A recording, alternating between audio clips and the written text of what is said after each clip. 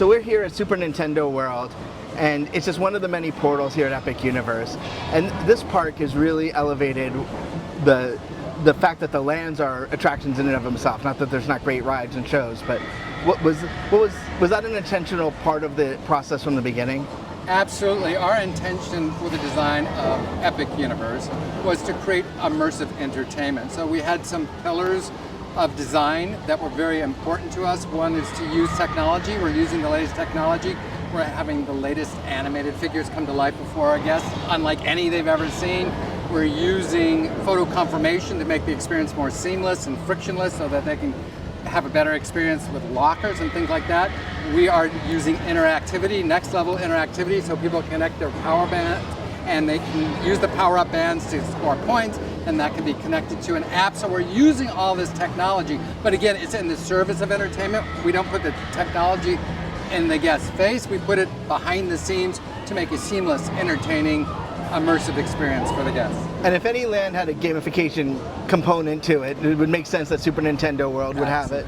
So, you know, what was it like to make sure that you were bringing it in a dimensional space, but make it feel separate from playing a video game in a theme park? Absolutely, and that's such a good question. It's an important point because we're not trying to make a giant gaming experience. We're trying to take those stories, those characters that have been beloved for decades, and bring those worlds to life so you have walked into that world. So Donkey Kong has been around for 4 decades and has been in many different games. There have been many versions of it. We wanted to create an environment, that jungle environment, and people are surprised. They go into Super Nintendo World, they go and see Super Mario Land, and then they come and discover Donkey Kong Country, and they're blown away because they're just immersed in it, and it has come to life all around them. And that was our goal, not so much to make a game, but to make a world that is immersive. And this land has sort of 2 components, because you have the Mario section, which people may be familiar with, a different version over in Hollywood, but you get to really blow it out and give a completely different feel in Donkey Kong Yes, Country. This is the first time we've done this in the United States.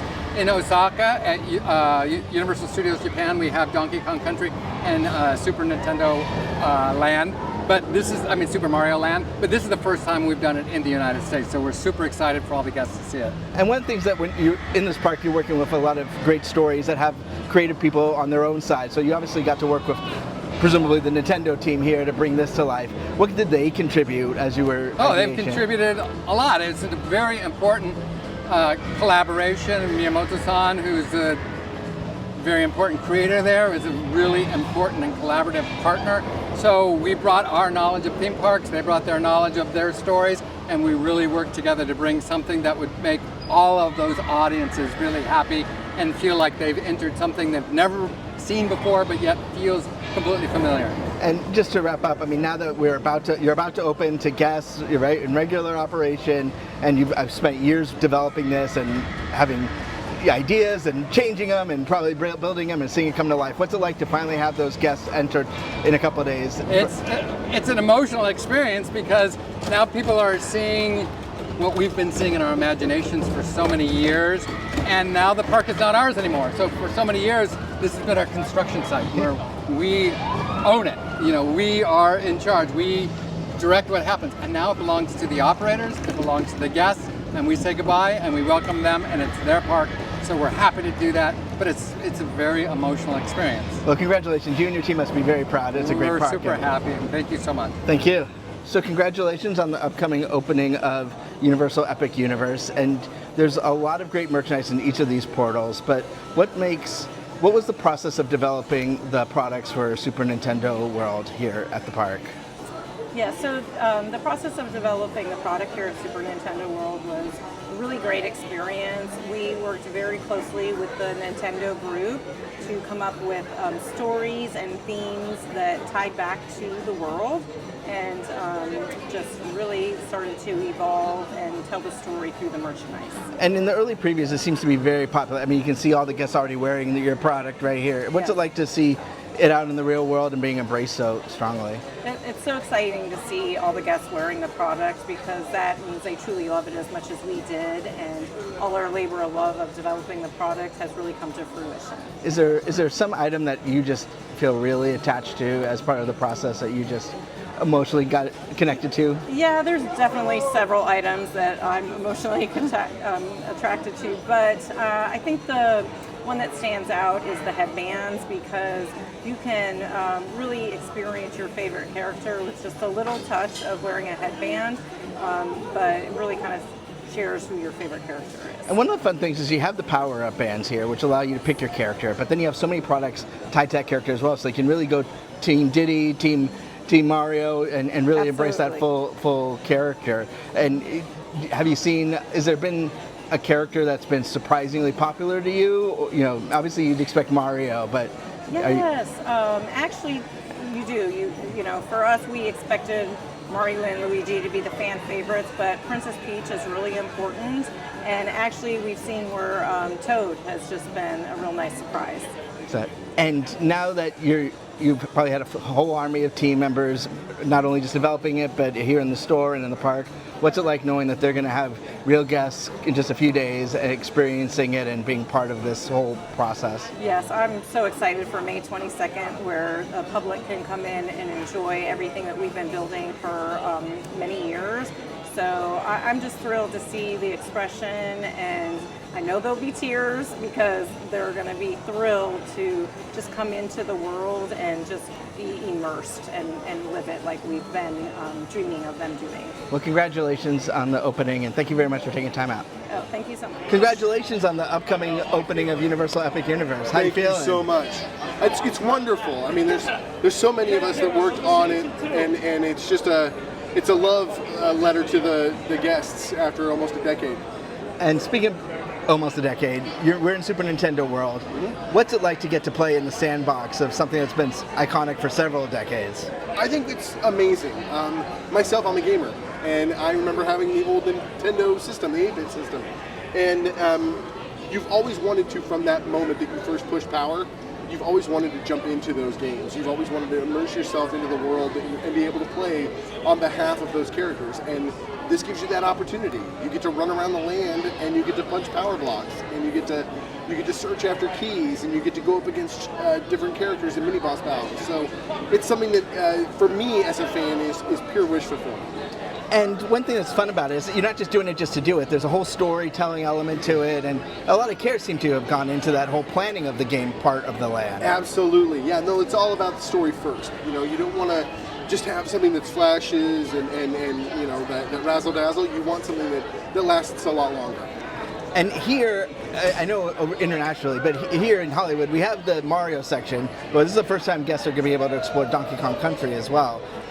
What's it like to open that section of Nintendo storytelling to the world? It's so exciting to be able to bring Donkey Kong into Super Nintendo World. I love the fact that you can go to Donkey Kong Country and ride Minecart Madness. That ride is insane. It's so much fun. And it's a prototypical ride system we've never done before. And that makes it something that is intriguing to the guests, but it's also intriguing to us on behalf of the creators. And speaking of the guests, you're just a couple days away from regular guests coming in and experiencing the park as it was intended. What's it like to see guests coming through those turnstiles any day now and experience this thing that you put years working into? Right. Well, I think that speaks to the wish fulfillment as well. Like, there have been teams that have been working on this for almost 10 years now, and I've only been working on it for 4, and so I can't even imagine the pride that they must feel after such a long time of trying to bring something to fruition and being able to see the look on people's faces. And that really is the thing that makes it exciting for us, is to be able to see that we're not just making an impact on people in the short term, but we're creating memories for them on the long term. Well, congratulations, and thank you very much. Well, you get to actually collaborate with a celebrity chef, with Chef Toad, to bring these Nintendo foods to life. What's it like to make sure that every dish here feels part of the Nintendo story? You know, we had the luxury of working with Chef Toad, you're right. So he created this amazing menu, and it's our jobs to bring it to life. So it's really amazing. He did all the hard work, and we're just getting to give it to our guests. So as you can see here, we're bringing the games to life. And that's awesome. So, could you take us through some of these items? Yes, absolutely. I mean, right here you have the Superstar Chicken Salad. Superstar, as you know, you get it, you're energized, feels unstoppable. That's the idea. You eat it, you can keep powering through the rest of your day. Piranha Plant Caprese, gotta be careful. If you bite it, it might bite you back, so be careful on that one. One of my favorites is a Super Mushroom Pizza Bowl. So you rip the crust right off the top. Inside of it is all the insides of a pizza. So you're able to scoop and kind of go. You can't have Toadstool or Super Nintendo World without our bad guy Bowser. So Bowser's Fireball Challenge. It's a 1 pound spicy meatball, spicy marinara, spicy truffle sauce, and a Bowser Puff pastry to bring it all together. Again, the hero of our story, Mario. Your hat, mustache, bacon, cheese, mushrooms. It's absolutely delicious. His best friend and brother, Luigi. We got the Luigi burger, roasted green bell pepper, grilled chicken, Swiss cheese, pesto aioli, just to bring it all together as well. Then over here on the top, you got your fire flour spaghetti meatball, Parmesan crisp, all beef meatballs, delicious spicy marinara as well. There's mushrooms throughout that too. Yoshi's fettuccine alfredo. Just like the game, you're always chasing that Yoshi egg, trying to get it to make sure you can grab them. We're doing and bring that life to here as well. Broccoli, chicken, mushrooms, creamy fettuccine, really delicious. And Chef Toad himself, he has his own special, Chef Toad Special. It's an airline chicken breast, Meyer lemon blanc, roasted tomatoes, Parmesan crusted potatoes as well. Then, if your kids couldn't find something through there, we have some directly related ones. Mario Mini Burger Adventure Set.